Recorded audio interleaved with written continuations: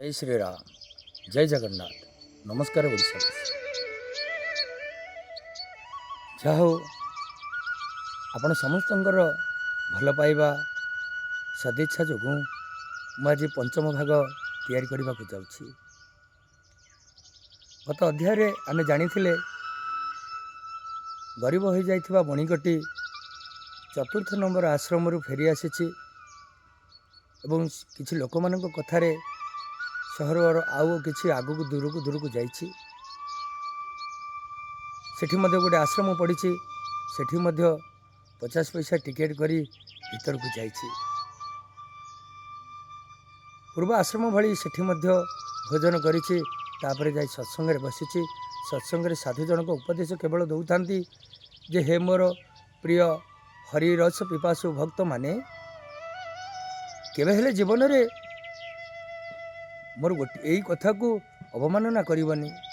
से कथाटी कौन ना पांच लोकों कथा मान, पांच लोकों कथा मान, निश्चित तुम जीवन रे सुखमय हब। तुम जीवन रे सुख आसीब, आनंद आसीब, निश्चित तुम तार उपकार पाइब। सेठी से पंचम आश्रम रे रातिटी रही। ता परदिन सकाळु सकाळु बाहरी जाइए आश्रम रे। मने मने भगवान को डाकुची, हे भगवान वर्तमान मो पाखे आउ किछि नहीं। चूड़ा गुड़ सरी जाइए, ए 2.5 टंका थिला भी सी भी सरीगला। प्रभु एबे कौन करी, एबे तो मो पाखे खाइबा किछि नहीं। काम कर एपर्यंत काम धंदाटी भी जोगाड़ कर पारिलिनी। हे भगवान तमे कौन एते निर्दय।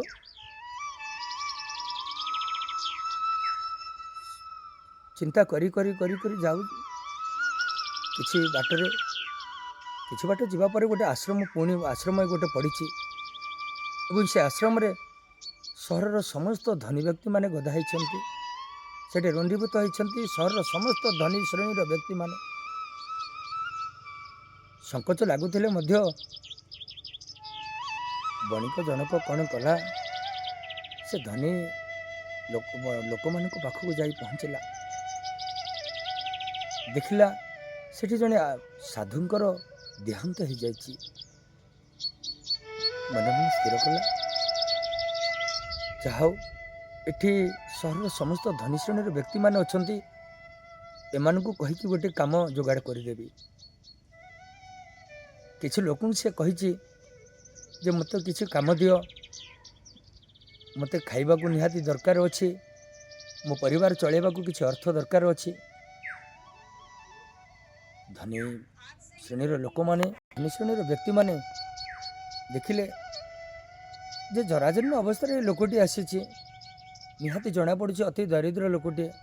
हो काम बोली मागुला तो ताकू गोटे काम देवा।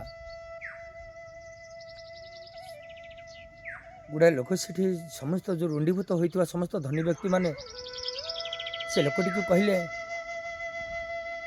ए भाई तू गोटे काम कर ना कौन कहतु ना जो साधु जनक देहांत होइछि, ए साधु को नहीं संस्कार करूँ ता विनिमय आम ते किसी अर्थ देवु एवं खाइबा को किसी दिन देवु। साधुंकर संस्कार कार्य शेष होला पर्यंत, शुद्धि कार्य शेष होला पर्यंत तू खाइबा को तते दियाजिब एवं तू ए आश्रम रे रहिबु एवं तते किसी अर्थ दियाजिब। तापर से समस्त धनी व्यक्ति मानकर कथा मानि जाइछि। कहीं ना पंचम आश्रम रे से साधु ठारू उपदेश पाइथिला जे 5 लोकों कथा मान। से 5 लोकों कथा मान से उपदेश को पंचम आश्रम 50 पैसा दे उपदेश शिखिथिला जे 5 लोकों कथा मान। से न्याय रे से 5 लोकों कथा मानिला एवं से साधु जनक नहीं संस्कार कला। तापरे आ परवर्ती भागरे मु निश्चय जनईबी जे साधु को संस्कार कर सारिया परे प्रथम नियमटी मानि सारिबा परे तार कौन उपकार हैला एति कहूछि। जदि मो भिडियोटी आपण मानको भल लगी थाए ताले निश्चय लाइक करिवे, शेयर करिवे, कमेंट करिवे। जय श्रीराम जय जगन्नाथ ଜୟ ଓଡ଼ିଶାବାସୀ।